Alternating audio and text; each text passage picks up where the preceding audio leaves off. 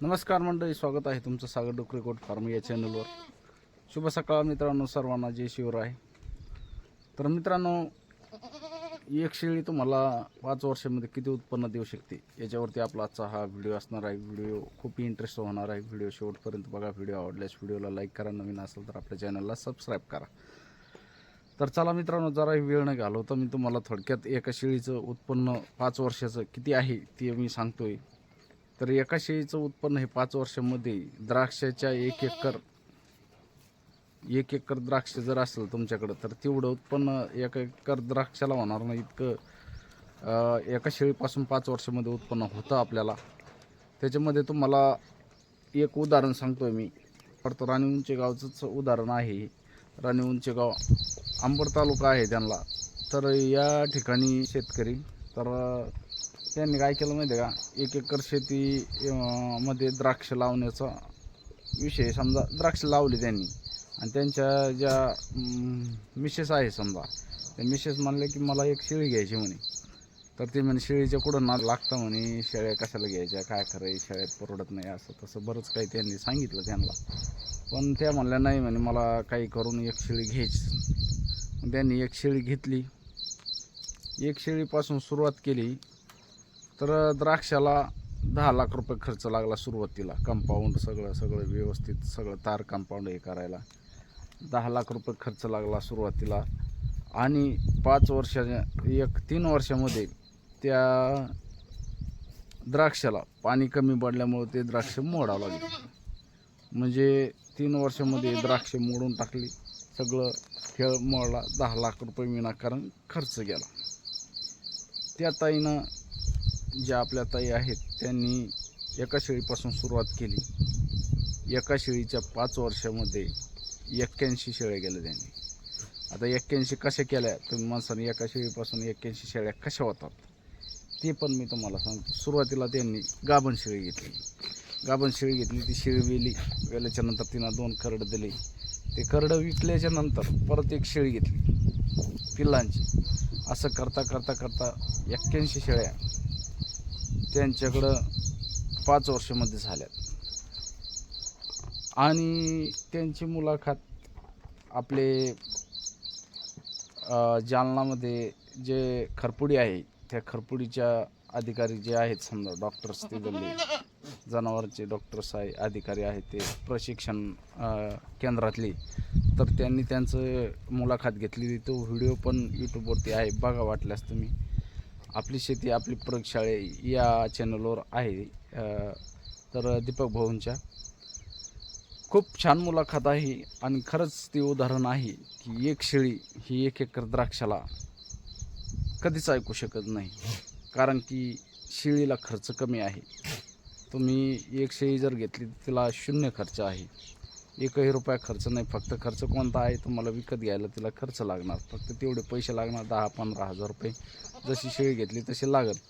त्याच्यानंतर तुम्हाला तिला वेगळा कुठलाच खर्च नाही. चारा तुम्हाला फुकट भेटणार शेतामध्ये. तिला राहायला जागा कमी लागते सुरुवातीला एक शेळी म्हणल्यानंतर.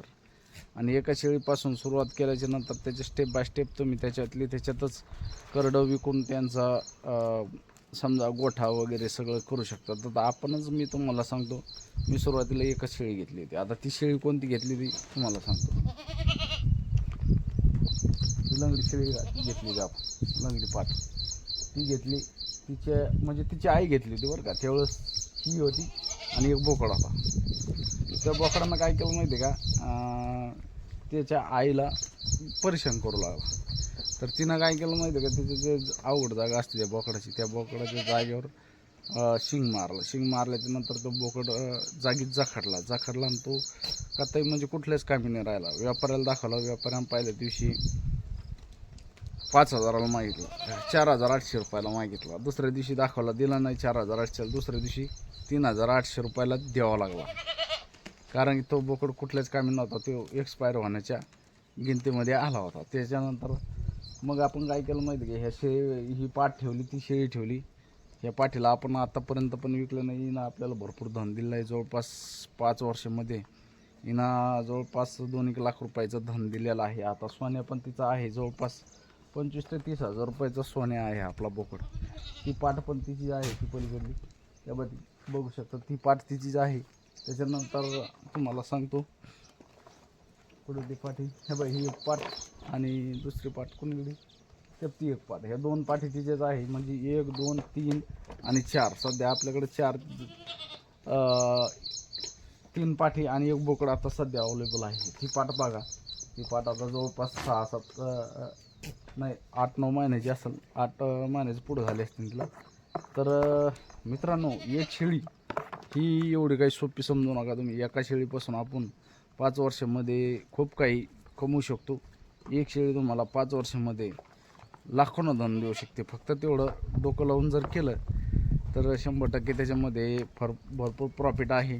फक्त एवढं याच्यामध्ये दम धरावा लागतो. दम आपण सुरुवात एका शेळीपासून केली. त्याच्यानंतर आपण असं नाही की आता हा दुसरं तुम्हाला हे आपण सुरुवातीला बांधलेलं नाही मित्रांनो. आपल्याकडे कंपाऊंड काहीच नव्हतं पहिलं, आणि आता पण आहे कंपाऊंड. तर बघा तुम्ही, सगळं लाकडाच्या मेढी लावलेल्या आहे आपण, काही अशा हायफाय केलेलं नाही. आणि हे जे दिसतं तुम्हाला ह्या मेढी, तर आपण फक्त याच्यातच 4 पत्र आहेत आपली. ती पहिली सुरुवात आपण 4 पत्रावर केली होती. आणि 6 मेढी आणल्या होत्या याच्या सिमेंटच्या. या 6 मेढी बसल्या होत्या 1500 रुपयांमध्ये. 4 पत्र बसले होते 8000 रुपयांमध्ये. सगळी टोटल आपली 12000 रुपयांमध्ये आपण सुरुवात केली होती. इथं शेड केला होता. एक जाळी आणली होती, ती जाळी पण आपल्याकडे आता ती काढून ठेवली आपण. ती चौकोनी जाळी होती आणि काढून ठेवून नंतर आपण स्टेप बाय स्टेप 3 वर्ष याच्यामध्ये त्याच कंपाऊंडमध्ये, त्याच कंपाऊंड तर नव्हतं, त्या जाळीमध्ये आपण काम केलं. त्याच्यानंतर मग जसं हे होईल, समजा याच्यामधून इन्कम होईल, तसं मग आपण याच्यामध्ये वाढ केली. त्याच्यानंतर हे गोठ्याचं आल्याच्या नंतर मग आपण हे तयार केलं. आपण स्वतः याला 1.5 लाख रुपये लावलेले. आपल्याला फक्त सुरुवातीला 50,000 रुपये त्यांच्याकडून भेटले. 15,000 रुपये त्यांनी खर्च घेतला आपल्याकडून, आणि म्हणजे 65,000चं होतं ते. तर असं करून आपण सुरुवात केलेली आहे शेळी पालनाची. आणि आज बघा आपल्याकडे 16-17 आहेत. याच्यामधले विकले किती ते आता माझ्या लक्षात पण नाही, कारण की भरपूर विकले. जशी अडचण आली तशी विकायची, जशी अडचण आली तशी विकायची. तर मित्रांनो, सांगायचं तात्पर्य एकच, एक जर शेळी तुम्ही सुरुवात केली ना, तर एका शेळीपासून पण तुम्ही 5 वर्षामध्ये 70-80 शेळ्या करू शकतात. 81 शेळ्या त्या ताईनं केल्या, तशा तुम्ही पण करू शकतात, होऊ शकतात. फक्त याला सुरुवात करणं खूप गरजेचं असतं.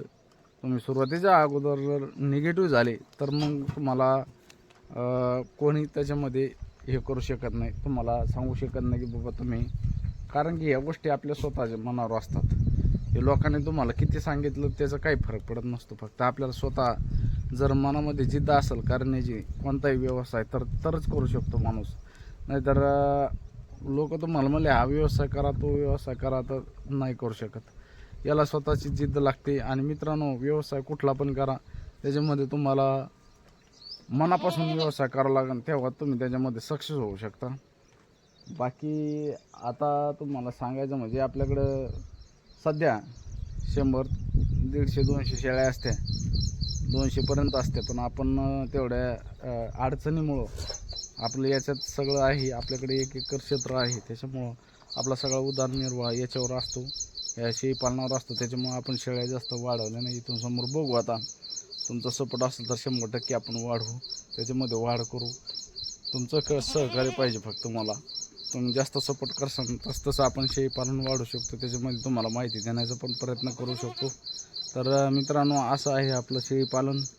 कसं वाटलं आणि व्हिडिओ कसे वाटतात माझे कमेंटमध्ये नक्की सांगा. व्हिडिओ आवडल्यास व्हिडिओला लाईक करायचं. मित्रांनो, नवीन असेल तर आपल्या चॅनलला नक्की सबस्क्राईब करायचं, जेणेकरून आपला पहिला व्हिडिओ तुमच्या यूट्यूबवर तुम्हाला बघायला भेटेल.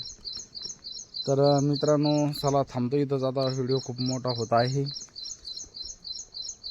व्हिडिओ आवडल्यास व्हिडिओला लाईक करा. धन्यवाद. जय जवान, जय किसान, जय हिंद, जय महाराष्ट्र.